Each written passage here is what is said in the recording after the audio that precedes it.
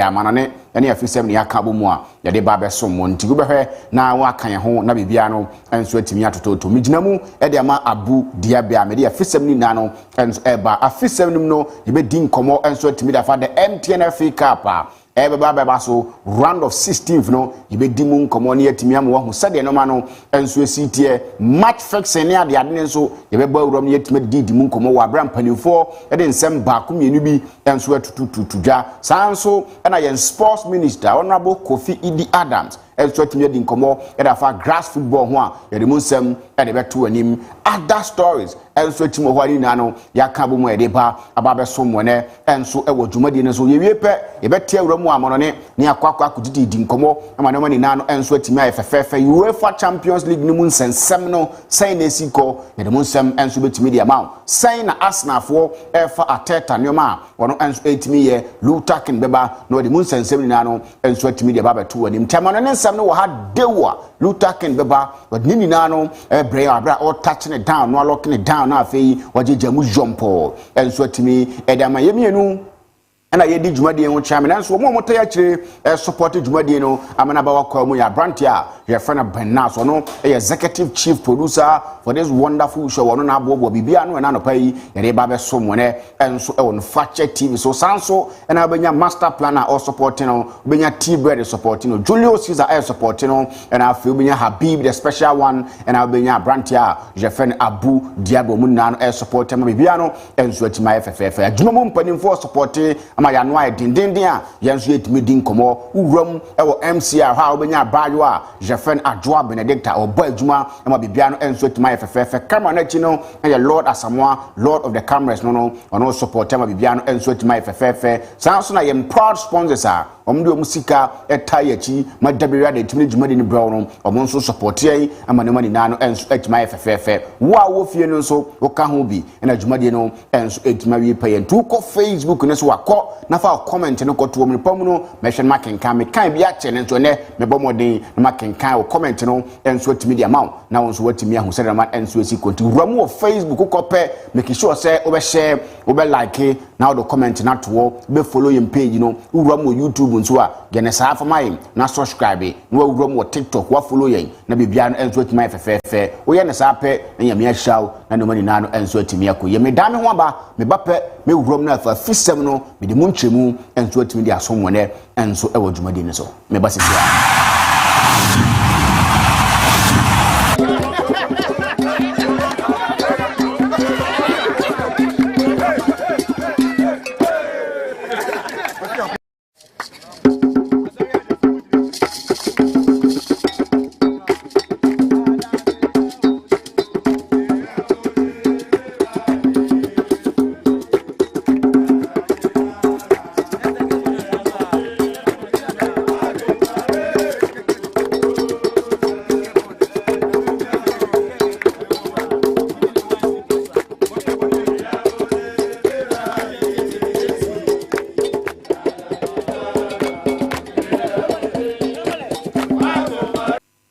Fakye TV mena sa so say yuram na afi nsam ni mu nkyeremu no yetimi de ba e be so mo ma ho se de man enso esiko na mom ma men kan for Millennium Construction emfamao Millennium Construction omo ene djuma ku omo ba omo bo amanfo ama asase ho sensem de omo de enso akoto ba bi sanso ena makoto asase ena langat wo so makoto asase ena dendeni na no Millennium Construction ayi enso atimi de afiri on de say ye full plot na ope half plot na ope quarter plot na ope e de djuma bia no e Millennium Construction ena me kan for enso atimi de ma Xmas no December no omo ye promo still promo ni ginam till the end of this month ye intentem ko na ko pe wasase afadi djuma bia no uyo obi upese ye to asase sida enso atimi de ma uyo obi upese wo ton wasase bibia no e Millennium Construction over 15 years and still counting omo no obi anya asemda e wasase semu e wo dan siesie mu inti upo obi amana siu dan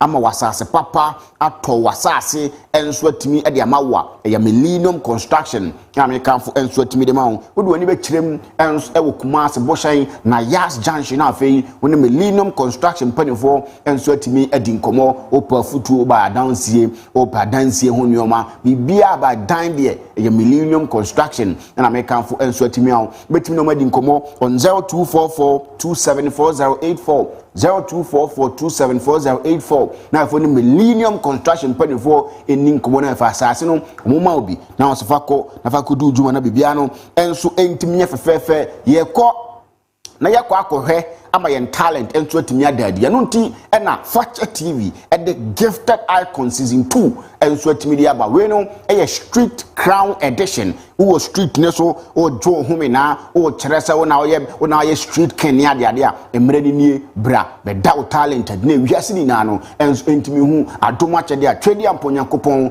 enso atimi di ama season 1 no ye na ehu nyoma ekoye amanfo aba bejo mo ka se atimi de ko amanfo aba ama ye bom ni mo TV ne so amanfo hu mo bo shows ni ade o ma doma kyede no nyankopon apaso nyankopon Fakye TV so apaso ntuma wiase ni na to o monka intuitive den na wo ye odi ane so odi oni be kirem e Fakye TV and premises ha na if oba beje onioma e so timbeje forms no wa fele na bibia enso atimi ayefefefe na ne ma no enso atimi akoyi oba obehu lina ho obe support wa fele forms no na bibia enso atimi ayekama bantama opposite the Presbyterian Church na behu Fakye TV aba bibia enso betimi ayefefefe enso timo obese odi nkomo na afi odi nchemu a 0550772113 0550772113 na afi odi mpanifo eni nkomo na bibia no enso entimi nyeka wanyame pa edoada daybreak enso start edoada daybreak enso start we a program na watwenya che no anopa no you need to start your day in a good manner na betumi start today in a good manner there na say a daybreak na say otumi start share na afi ude ni ye fe ude ni ye from no ma bia no pa ese wote no empanifo besi nkunya na afi mama won so wotumi ate prices e wo market ni ade ni na no empanifo betumi abọ ho dawuru apa ho ntoma enso otumi e de amount tu be he na afi daybreak no na me pa 2nd of February Monday started 6 a.m. in the morning nese bibia no jadam gidi anoma no enso ekoye ntum pese obe mixe de day no enso de be brewa na say daybreak nese o make date with them always na fi bibia no enso etimi ye fefefe ntantam so mi wurom na meni nkomo e won nsem ni mu dia ye started enso etimi e de free the MTN Africa draw no e ba so enso etimi ho run of 16 na games no enso betimi atoto to that day dia e mu nsensem no enso e dija na wo fixtures a and also etimi atoto to dwa na chimo say more day any ade now we run of 16th no from 6th of February to the 9th of February 2026 Dreams FC any interlife the boom True Life any a Heart of Lions and so the besi any 11 Wonders any Atram Divisa bebo Mediama any FC Samates one match umbeye ding ubeye depa sa match you know sanso and ubenya Asante Kotoko Sporting Club any Adrena Football Club omonso the bebo Techima Liberty Youth any Real Tamale United and so edisi any Nations FC any Swedro All Blast na jese opania your friend e Kasim Mengel no be share former club Brekum Chelsea and Tamale City and Subetim dia Bomwa and no any the MTN FA Cup run of 16 fixtures and also starting from the 6th to the 9th of February. Nasa games no and so so na MTN FA Cup no panimpa Bodano to no machema no makoyie no e opani a ye fa no Wilson Arthur wadi nkomo na nkomodie no e ni expectations anyhow who said no mabeko ahead of the draw now and so etimi abaso no yentie ni nsema oyetuda. The run of 16 is the last draw, so this is the last time we are drawing for this season. From quarterfinals, the tree takes over. What is going to happen is this: every match will be treated as an event, mini event. So we are going to work on every match as an event, package it as it is, make sure that it is more than football. It's a complete entertainment package. When you come there, you will have food, you will have entertainment. I mean, musical shows. You have so much. You come there and the experiential value will be very high. So we are going to package every match, you know, to be a mini event on its own. And we are starting from the round of 16. Then we take it into the quarterfinals and the semi-finals and then the grand one.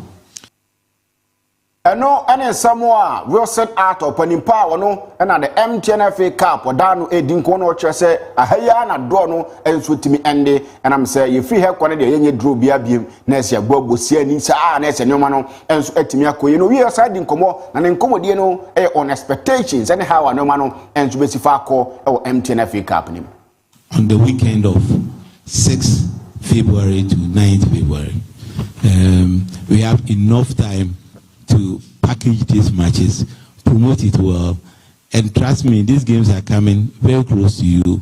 Prepare and let's make it a family affair. We know MTN-FA Cup matches serves the best entertainment when it comes to football in Ghana, and we intend to spoil you, we will thrill you, we will delight you. So get ready, show up with your family, and let's have fun. It's football fiesta close to you. Everything is on point. MTN will start branding at this stage. So we're going to see a lot of colorful, very entertaining games. And let's get ready to rumble. Thank you.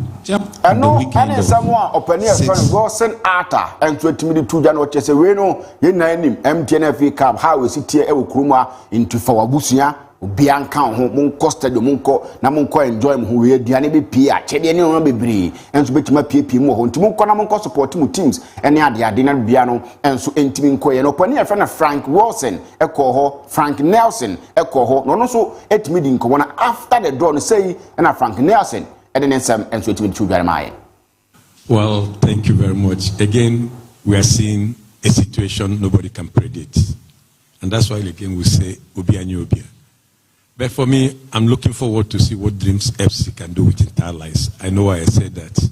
And then I want to take this opportunity to say, Atram is another team.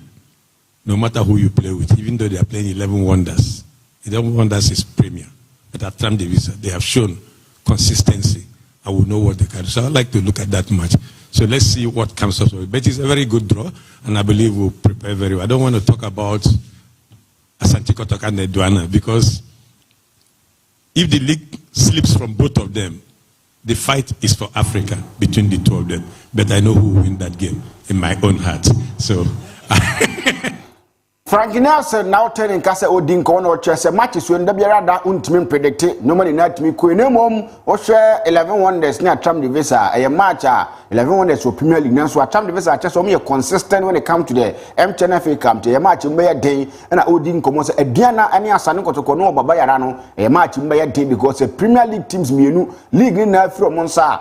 Africa no omepeso ombeko na ombeko Africa na MTN-FA Cup nti sa match ne de yumba ye den na wodi di nkomo a ye de musem no enso edeto ani mene enso ewo dwumadi ne so entantam so yemfiri ho na ye ni nkomo ade abaako eda Ghana football so a ema ye football ni nkoyi na da bia eda fom team e obete ene affix match we ene affix match we ene affix match we ESCO member e ma the Ghana Football Association opania ye friend ye Oduro Safo ono enso atmedi nkomo na nkomodie no about match fixing no nas ban nkomo ni ntie ni nsema okai January 23rd January 2026 9 a.m.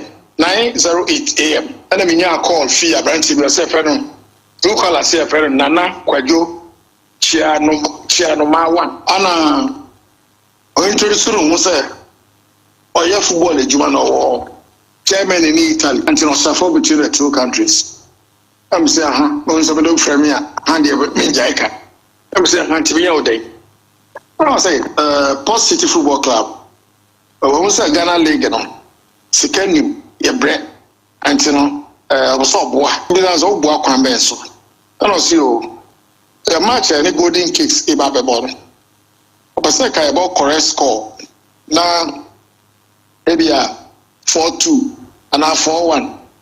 Now, you try to bet because you try bet no scanusa, but you try no one scanusupa. anti no say anka the man kwa kwaja no yes ade no tem bisa so ni ya ne kasa ne de no say an no bo mi di bisa so no say me esco member I di no ka say brantia me esco member e fe no me ka football anti no bet de me chidi me se betidi na se usisika na enti na opeso obey mame positive dia positive no sabi minsu asumi dware sika de kanye problem anti no yempe so dis ade me ba ye bibie wo positive ball e bobi ya ye hwe anti so per beta capacity to say positive to win e be win match bia ma but say over chere score line ya ifam board e to fia kwa emaso no da ma say ana eja okon debi enti esco member and I would say Odin come over your panning part of Port City. No chim say none other being a call. And I'm panophobic catcher and so one your correct score. Say a 4-2, say a 4-1 face catch the Emra, no mutum for more Mohombra. And I would tell him say, oh, when didn't come catcher and say a bet no petty out your uncle chat him next on Bewini. On Bewini match beyond their mom. When I said correct score near the idea, and we say Nadia BC. Tiano, and in some more esco member, and so to me too. Then we didn't come on or say train. Didn't you see and train on the uncle 19 or say and train me good into Drusafo. My friend said, "Pamiensa, ana Angie Peniasombe. Ni dika ye ebuso 11 whites. Ose wo munusu. Ana wo mko draw. Na ko ye problem ma one whites. Sa na odi aye nu edibiase. Na edibiase so sebi. Ye ga sika nkwa dia anka oni problem. Anti no wanye. Odi ba positive so anye. Kofi me seriously no mbojidi say football administrators are said you more running clubs and I say only clubs Kofi be integrity anti no at least it may show me enim ni awaya akotru but betting no Kofi the fact of the matter is say betting no Kofi ukra wo kanye say wo de wo join football kakra anka betting no ka wo to be trebi e journalist to be tra supporter to be trap. Only supporter to be trap. But the architect, the people in the game, you know, are banned, are prohibited to stake. Only question mucha. And you know, so who try the bet they are fine. But so the area ball modia, that is where the fact of the matter is the Parasu in Ghana. A dear me boy, maintain that. Who was say Africa so they didn't him. And to where say wakwa chinipa we say me banu ana no ko police ana anti na hweye na say club officials na ye because one club obakwa yes ade na club we pene so e kura na brantie na wo yes ade no nye fake no ye bia undercover agent and wo be mistake obakwa jipeni say ayo mayenye branche benya wo recording obesene usika obewie no obechew number 12 by number 13 ebaba enti eno ayodro safo na wote se wodi nkomo se bi kura na branche ne ya undercover enti no se undercover adwuma na oya wo ka kire na wagi tumu obesene usika be record wo ne ade no ebewie na se ye twen nyakwa akohwe eye number 10 ye na se number 12 ba be yi amanfo bebre enso tibi de free football mu tie no ene nse mo odro safo enso ede to dwa me de mu nsem no ede eso no side nko we say amanfo should be careful ne nsem a eno so ode to dwa no because one me nim ni pakwa frame me ana sabi anase ye number 12 no ni padodo a obo wundin say wo so won hwe ya onya won administrators na me kan anti no me ma wo fa wo Germany a wote embe ye na me ho nkyere me anti me ka kire se der anti me bo mo hina amane one kwesi mensa staunches abubu bi amane say this is what's happening anti mo nya careful anti that's it ene nsemo a oduro safo ere tu dwa no chesa manfo should be careful because that number 5 kon one way here chinanko na esa na mata 13 enso 18 ba besu ti mo amoye football no administrators ne ade no mo nya careful na manfo frefre no mo de nkomo ene ade bebiri enso 18 bantia no ene nsem kakra free wo ba medimu nsem no enso ade emao ententem so mi urum na feminin nkomo na opani a ye fa na like enso ye former player de ma blasters be coach na 17 kakra na wachese no odine juma ede ma Uganda na o se nanu ada Ghana for ye who feel omo ye ni dirty na say Uganda for no buso omo say mpanifo ye pese ye tabiri mabranti na ne suban ne tese no say have baby amanfo hu kodi nkobo ne kire so wo ha adwen ne ade yentie no. Yes, of course when they made a lot of inquiries, you know. You know, when someone proposed me to them, they made the inquiries about me. Of course, referrals as well. And then I'm yet to believe it, you know, because the feedback I got was very negative. You know, the feedback they gave the Ugandan, you know, sometimes they did not give them Ghanaians. Yeah, Ghanaians. The feedback they gave them wasn't. You know, they are football people, so definitely they will speak to football people around Ghana. You know, yeah, very, very negative feedback. I'm very controversial, and I don't understand how controversial I was when I was handling the under 17s. I was very, very firm, and I stood on my grounds. That's all. If everybody have to do that, because you don't have to let people change you. Njeno lie kense na ote se odin komo na bibia no enso etim eko so sugar mamut ma won se wo hwehwe no ye na peka krase ni na bibia nya kama unya skanya ne ye na ye de so ye na bibia ntimanya kama na lie is na din koyo no se ye se yam blasters na e da ho na me particular me se otuwa no menyini ndi ni ade no wo se wo no sa konya beto ho ne the blasters ne ma no na environment ne nye toxic environment ne ye okia obeba na oba be ye adwuma ne hie enso atimi da ma omanya different Ghana. For me, I don't really expect anything than for us to go through the group stage. You know, for me, if the team goes through the group stage, very happy. But my worry is, if you look at the past few months, there have been a lot of injuries. You know, most of our key players, some of them are getting injured. You know, so that's a bit worrying. You know, for me, if Otto will get his full strength, because those players that are getting injured, he's been with them and then he trusts them. So for him to bring in new faces before the World Cup, I think it will be a little bit of challenge for him. So for me, that's where I'm worried.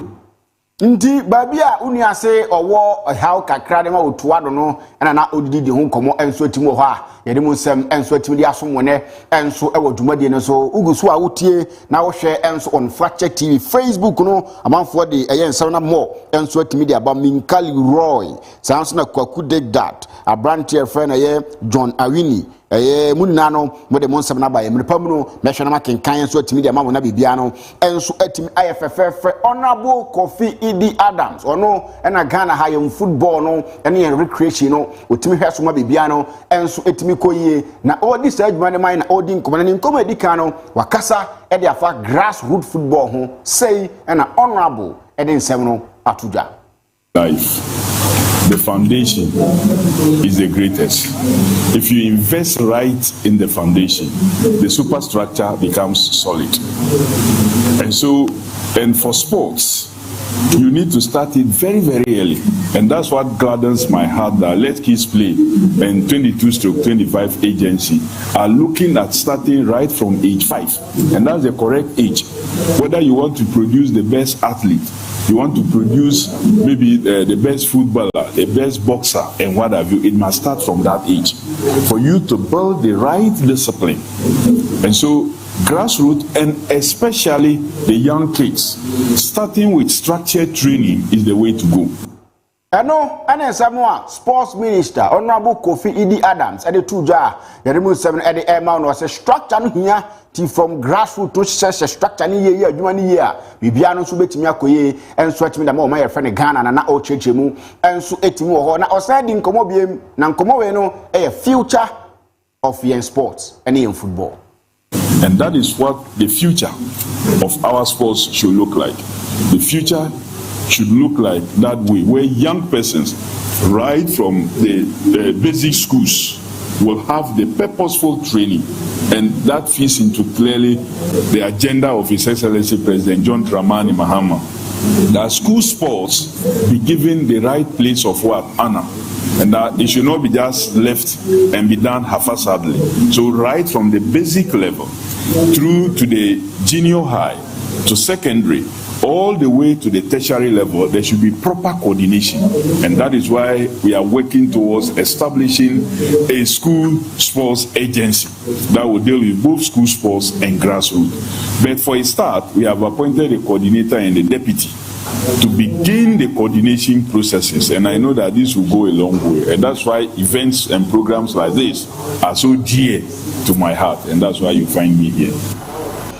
I know I didn't Samoa Sports Minister Honorable Kofi Idi Adams and the two jar Yadimu Samuel and so the man I watch future and say or mention of grassroots football any school sports no I can't be room next no money and switch Makuyi and Maya your friend Ghana no and then some kake fi hoba me the air to him and so I was Jumadi so na ex footballers menu and so din komo Gidi Kai a Prince Anoche former player Edema Asante Kotoko din komo na nkomo die no a live after football. I want to be a Juma away. And Juba, a be any papa Cosriano. Oba Cosriano, what Juma we are no may introduce you to that Juma. I have a different from Ghana. Abrocheno may to me, make a make a opportunity. May make a opportunity. And a lot of people told you with some time. I don't blame a lot of people because we said. A game and Crawford will be under the theory. At the football and airport. Which we now obia manager and advisors be a penny for that by show. I'm watching me go to near maybe. Watch again. At the time, they are not here. When you pop out that Srian or Abrochino. Group corner be other Srian and near more and look at the Bia also better. Obey me to me. Men who is approach there for 7 crata. Oh, I know beyond the baby or coffee. I know, and Samoa Prince are not chilling to just a life after football. No didn't come on him, no chess. Oh, quad, the amount for you now, cost you almost no, and no being to this room, never be as what my come. Young come, young quack, cranny in Como, a former player, and so a class of Okache. Dan Coman, and so in Common and Comodino, a life after football. That's only me, a Ghana football. We are retired on term. So, we are retired on term. Yes, we are retired on term. But, I'm retired on term, and I'm in 10 years in you. Whom you are the Ebetiana Metier. You did retire me, I'm a baby more land in 10 years in the year. Now, I'm a baby mono, Master Easy. A Jumadin friend, a Jumadin dear. Nipa Ebi. Abluchilin enough from. Nana enough for more.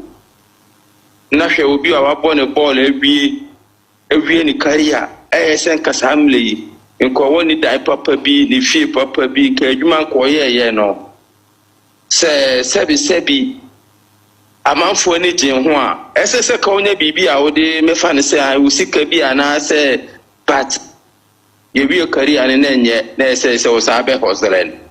Now, who British in here, one upon national team. And now upon British team, Nasu Jaiba was a Mikwakoya. Indiano, and Dan Coleman, Ninsama, or the air to just we are born in an honest or Sankoye, hustling or landing. It was saying, Ness and tip no boy, none black national team, hustling in Kusiaga. To know your foot to the mamma more today. Muhu the Ram is fine, never be at me, I come. I ran the friend Camara Dini, Mamudu.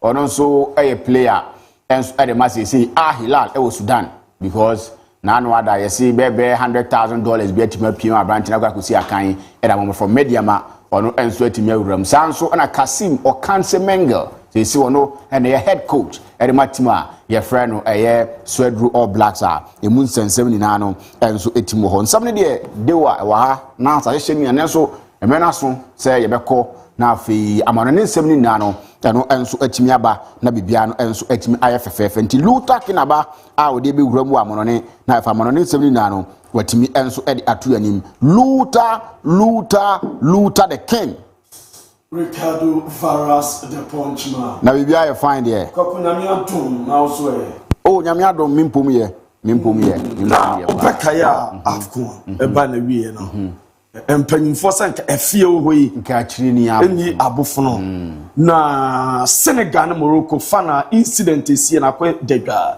na no me de brew say na nka wo se Friday no na nka wo se CAF disciplinary committee Asia Senegal but per Senegal request ekwe Tuesday ntinura Senegal head coach Papi Chow and Elman Ndiaye and ada a player eso ekahon Ismail Assar omo appear before the CAF disciplinary committee my coach could defend in home so far you train by the next 48 hours verdict in the Uko Morocco some of the journalists can say Senegal coach. Umbetu man be 5-year ban. Hey, I'm here to anticipating no. 5 years. And a player simple so betu man 1 year ban. Hey, betu man be 3 years ban. Hey, ne guna Senegal. Opakaya after the game the betu just say order from FIFA. Say CAF. So omuye bibi. And na omaka CAF say coach no omuhian wo America World Cup and some of the players omuhian wo America this so your coach na if you am 1 year banner obeda the Senegal ko pay mo World Cup no players are omu esa no ma no even your man also 1 year banner World Cup no better ko bi but no ye the year tete by 48 hours we pay by close of China CAF DC at verdict in the World Cup and them so Munkobi. Players in the coach no Munkobi. But no matter job trophy. My job trophy. In here. In here. Tiken. Champions never saw the same. And at the same time 8 p.m. They are part and the and we are same. And a neighbor will qualify. And so on some maintain a winter transfer inclusive. Say teams ni bien timi an qualifier players ni be free clubs oh yeah nti ene se neno ye make or break yes enye better o me hire ba ye nje be ha o tiken ene ni amano ne nkomo mate Benas for Paok me pa twa accident video no to soma me na me mfa enchance ye around summer bar nanu Tuesday enra no na ukoro me pa twa Paok aye boku na omo supporters travel akopem ewon pa twa aye France no free Roma and a copy of France in Thursday Europa League game Epetoga a Paok against Olympic Lyon Narosem as a Paok team no the minivan and an aircraft na some minivan na me patro can you overtaking Nina say on a track akoshia na so far on summer bar nipa na eti minivan no omunyina to na no onse do around sempa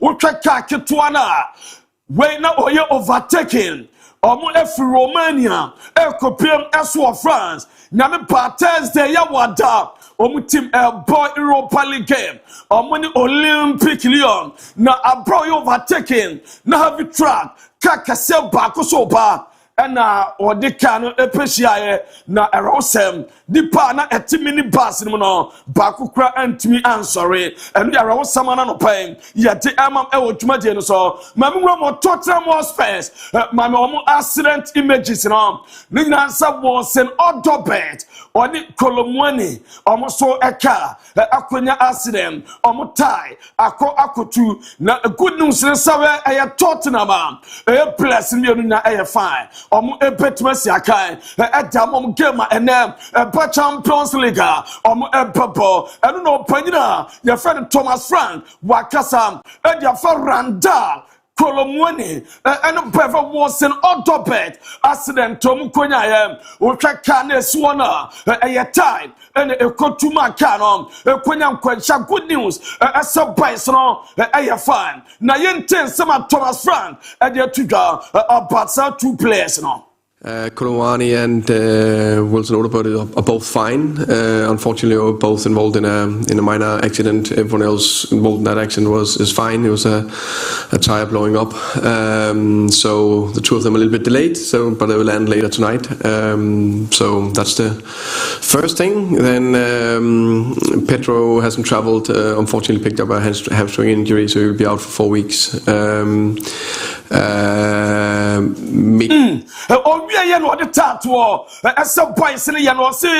Pedro Porro and Timotino and travel. Adel Bino epic injury. So Antibino hamstring injury. I'm a Bino. As soon game no one team Kobobi or better than Champion 4 weeks. And some Thomas Frank Spurs boss at the MIM. No evidence of paying next Monday. Now a transfer. Deadline day na winter Spurs mo transfer say and the city say in the market. We do everything we can to see if we can improve the squad. We said that the whole time. I think it's of course when things is not exactly where we wanted and we have some injuries, you can be pushed and forced to take decisions you don't really want to take if everything was on top. So we need to be very, very smart and cool and calm and take a good decision to help. And no, and some Thomas Frank, as so at the MIM. Now, who try and say Spurs, me patro soon bino moko, soon bino mu 14 players, game against Frankfurt, and now there's some bet me on Poppy, who try Mickey Van de Ven, were injured. Pedro Porro, hamstring injury, Radu Dragusen were ineligible. Ben Davies, Wakwe surgery, Souza, Afen Waba, Omunian registered were ineligible. Rodrigo Bentancur were injured. Yves Bissouma were ineligible. Lucas Bergvall, on your injured. Conor Gallagher, on your ineligible. Dejan Kulisevsky, also injured. James Madison, injured. Mohamed Kudus, injured. Matthias Tel, ineligible. Unregistered. And a Richarlison, as well as now I'm Spurs on my rival. As well Germany, Frankfurt, and no 6:37 p.m. And one touch it down. And no any you don't say. As well as them have a best for 2 camera. And no at the airport. Not my mini juma. As well as for Emma. Nina so compare Osman Dembele. Mame Mfama says so Koroma and some of do Pinapa report Ametem. So Ramos Saudi Arabia. I just so more prepare as a Ballon d'Or winner. And we are Dembele, Mosquito Boy. I'm a better bring Santa Brinwa. Not the Dembele, Abba Premo the Kingdom. And yes, Saudi Arabia after the 2026 World Cup. They made him as a bad day. Then Saudi Arabia for some Sikaba Dadano. There, the Dembele Mosquito Boy, the Papa, no Piaswa Yakama, me Pacho, Man Enra, Como Resource, no, Fabregas, a cookie something, Fab, a year to ma, Roma Coppa Italia, run of 16, and one game back to na a Como, a against a Fiorentina, and we're Banaway, no Coma with it 3-1, Ultra Roberto, no Nico Pass, Dajantine, Ria Madu play, and all, I had to back as for Madrid and watch Alvaro Morata as for at the ball back to a tram. Now Coppa Italia, quarterfinal. Parents, says Inter Milan, Torino, Atalanta, Juve, Napoli, Como, and Bologna, Palazzo, Navarro Morata, and in St. Pietro, the Morata, dear to was a by now, your friend of me patro, Nico Pass, Sir Oguso, not what Tina Etiman, your friend of me patro, Yakuma, or Navarro Morata, and on so better or Bobo Tim for free, or Papa, boy, pan and ball, assist Aquadani in here, go so when share, and you have Varo Morata, me patron imagine any Babia, me patron Domon Sato Mukom, no Muyajuma, or Ultra Boya, your friendly copas, when you have Varo Morata, communication here Juma, unitary party to understanding to akwadani to papa and uraman sempinaba mami UCL fixers no and then over Champions League 9 simultaneously currently and a games in El Paso, Ayas El Olympiacos, Arsenal Port Karat Amante, Athletic Club, El Port Mepacho Sporting CP, Atletico Madrid, El Port Porto Clem, Dortmund, El Port Inter, and which Barcelona, El Port Copenhagen, and which Benfica, El Port Real Madrid, Club Brugge, El Port Olympic Marseille, Frankfurt, El Port Spurs, Leverkusen, El Port Villarreal, and watch Liverpool, Port Karabakh, Man City, Port Galatasaray, Monaco, Port Juventus, Napoli, Port Chelsea, Maradona Stadium, and watch PSG, Port Newcastle, PSV, Port Munchen, Union Saint Hilose, so Port Atalanta, and your game said to her, no mame me pacho ratina, young was Spotify company, Basa a day. Wopinaya Barcelona, Nano Sante, and so Toya Basa Stadium, you ta. Yada sorry, Anwa, me pacho way Kusie, and I said, Gra, or no, and no was Spotify, Air Campino, or Kusie, where a crowd when not Patan Kusie, and no Spotify Campino, and Uncle Forka, yeah, I didn't I say, I didn't ya, almost said Domode Jomo Sampa, Kwase Kusie. And I'm so great job and we are Barcelona Spotify me patro company Ronald Arroyo Mamen Fama Essence Fled a portrait Morocco Professor of Bynum a power back our starting lineup report I maintain and likely as a game against a Copenhagen a beer Bine episode from bench now a game against a Basante and you are Copa del Rey not Ronald Arroyo at me Asha I was starting lineup no Bias for my fine and no idea now my break way down a Copenhagen blessing Rome was Spotify air company now mo air inspection Rome's hair stadium panye South Barcelona and yet dead no more and so to immunity and cracking no more stadium net fair and no a team of Copenhagen more players and the Rome inspecting a team my friend Barcelona me patro stadium I remember Biaswaya Kama now Barcelona almost supporters and paying for the information be mama sene Uber Rome Spotify a beg na Basafana say no moka almost Brantem that's arrive at the stadium wall in advance to avoid access delays and now no bar stadium in term and delay and what you bar almost carry your ticket and official ID at all time for possible checks and do bar for ticket to bram now for ID as to account and what obviously use public transport or walk whenever possible. So bar almost a public air transport and for car map and I said Nanteya no almost what do car papa or so follow new traffic routes not parking instructions that's what they're chilling no bells why you come and was said over respective city zones but be no batinam we sit number no what so bells why you come young farmer mom as someone don't take it ever get take it on patron omoton at the ama patron operators and on patron jamam no Barcelona omo museum in that no omo say as at 2025 na omo check your museum no and come omo more than 1 million euros 1,059,611 euros and a bassa and some generating and no extra sampa and crofo bassa museum I'm a best to be a camera and no at the Eba Mame Boyna Nico Williams na me patro a bro free stadium macro na what in the camera supporter Bakumisano how are you was it I'm fine and you Nico Williams game no more be I just saw I just ni public area egusu ano de me tomanyo operation a bad team as a World Cup Nico Williams petimi akokobo bi wo twa eye athletic bebao squad list down te game na our Champions League ma squad ne ba upon se Nico Williams ni di any squad list no Sasrawe Daniel Vivian ni di name wo twa eye Padilla Junai Simon Openya Hero Openya Gab Navarro Saso ene Penya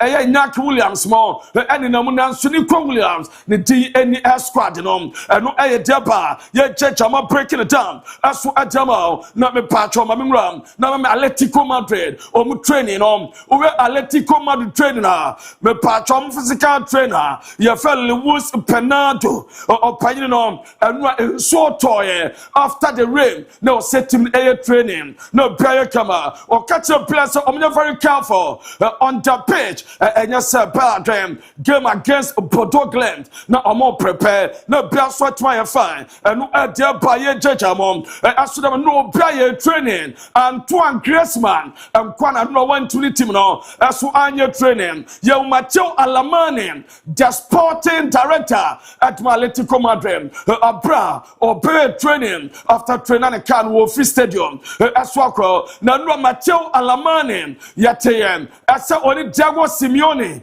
pay meeting by 30 minutes so far transfers why not Tomopa why not Pejomo cry and no any group by supporters sporting director opinion why never nanso opinion enyo mano na diamete esa ukoroma opinion esa the press papa omuso pelion Goretzka was some de ba omodene ba ebabwa se na bra ne bon pafo wa masamre ya obetima pasama na Leon Goretzka from Bamunchem na bra so ye kama enu atwom se wotwe Ademola Lookman ono so Atletico Madrid pe Ademola Lookman na omodene ba enyo ono kwa Igo Thiago o Premier League room Brentford ono so omo pem players om so manyo omo winter we mu om don pebo sama na Hurricane mamem fama ese rabo Bamunchina diamante assess Barcelona informal approach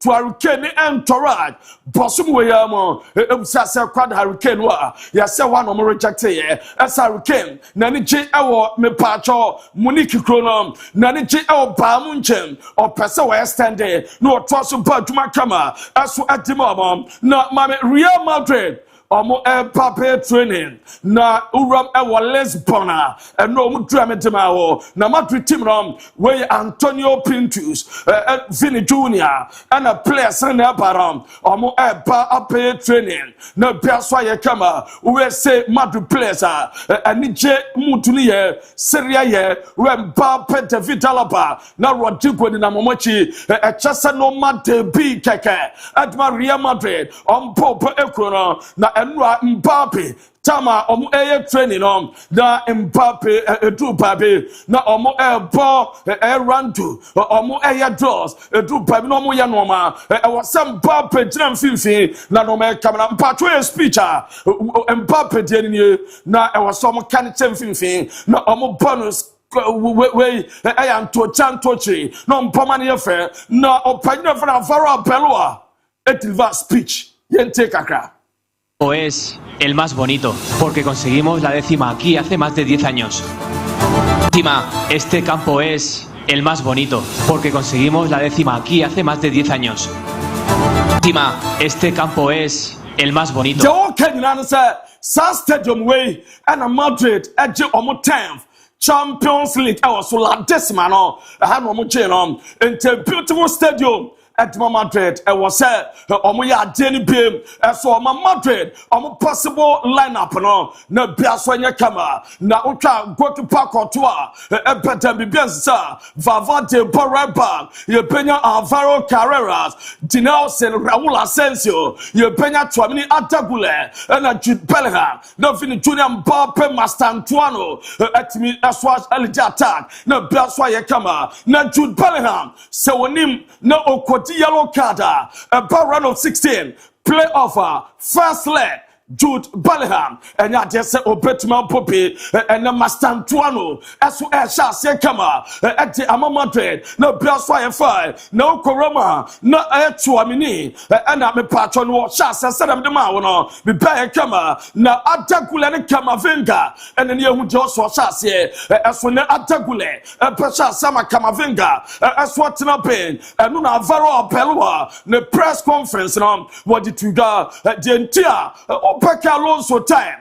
Na omu kwa omu ye train over debe pass omu kwa baby omu game no omu kwa training ye busa for all belwa was say a passer a decent place no omu getting used to the pitch baby game no e petroga and yes so agenda bia ebe so sisa Alonso there and no was say a bam a bond and the partnership relationship or creative with a place na ope se Mbappe Jude Vini omo bempam omo close to each other was say omo to omo say said the bay omo ba the bebe kama and what you play piano on the create a good relationship and no adaba ye chama breaking it down adama mom na me patron am Chelsea players after so mo peko ye bisa obia wo favorite Champions League gwa this season Chelsea do wanna say Estevao William Gono. This season? Estevao Barcelona. Steve Barcelona. Estevao Barcelona. I think probably pick Estevao, man. I was thinking the free of Barca because that was probably the biggest game. So yeah, I pick Estevao. The finish on the near post was incredible. Wow. So say my goal. I like my goal. My first one. João Pedro. Tough one.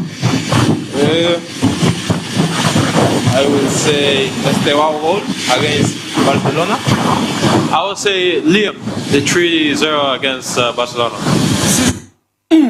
I know I am summer a Chelsea player said it to God. No, Liam Rosinia was synchronizing Copama and happy.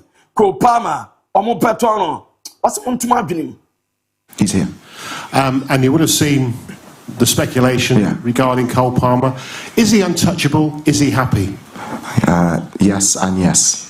It's simple. Cole's an incredible player. Like I have the guy sitting next to me, many players in the group. I'm not surprised at the timing. New manager comes in, all of a sudden there's people unsettled. It's not true. Cole is here. He's very happy, and I can't wait to see him back on the pitch. Welcome to Naples. And no summer Chelsea boss Liam Rosinia at Mana Moises Caicedo as what Casa about Romeo Latvia. With him, I miss him because he's a very good player. He helped me also a lot because we do a lot of things together. So I'm waiting for him because he's such a good player. For sure, he's gonna do very well here. I know I am summer or the two guys that were born were finna papa. Na Chelsea squad list no saying it here. We'll try your goalkeeper Robert Sanchez, Philip Jorgensen, your Merrick, your Bernard, your Joshua Champion, your Badiashel, Chaloba, Mark Kukuria, your Fofana Augusto, Hato James, Andre Santos Caicedo, Enzo Estevao, Ganacho, Tarek George, Jimmy Gates, your Pedro Neto, Copama, Liam Dilab, McGill, and a Joao Pedro, and I make it a list. I'm a Pia Kama. Now, by the friend Disasi, Damage West Ham. For a pen person or balloon, ever punch my Etimoma, West Ham consider Disasi, and watching a Fiorentina, as you say, almost approaching, Omnia Exile Disasia, and your butt and fire mama. No point of Raim Stalin, the Mitsa don't for take a Ramakose, Afufusena, Bueno Enya Opeko, Sesen and Torad, and it chose here, yes, Omo solution, Omusia, a thing come before Monday. By no epitman team. As for I join them a Biaso Ayakama and a slot I can say about Liverpool season no Yente and a slot Kakrebi. The whole season where the inconsistencies in results. Is it similar problems that are happening in each game or is it different things each time for you? No, it is different things each time. It was the first time that we conceded a goal when we were down to 10 men because of an injury. So that's something we didn't have yet. So I think now we can tick all the boxes from what you can even imagine, or things you cannot even imagine that can happen to you that have happened. But what's the season Pashasia? Liverpool person league no na emom I just say omunim say twice in 30 years. Now omanya bi na emom enya just season e pasasa.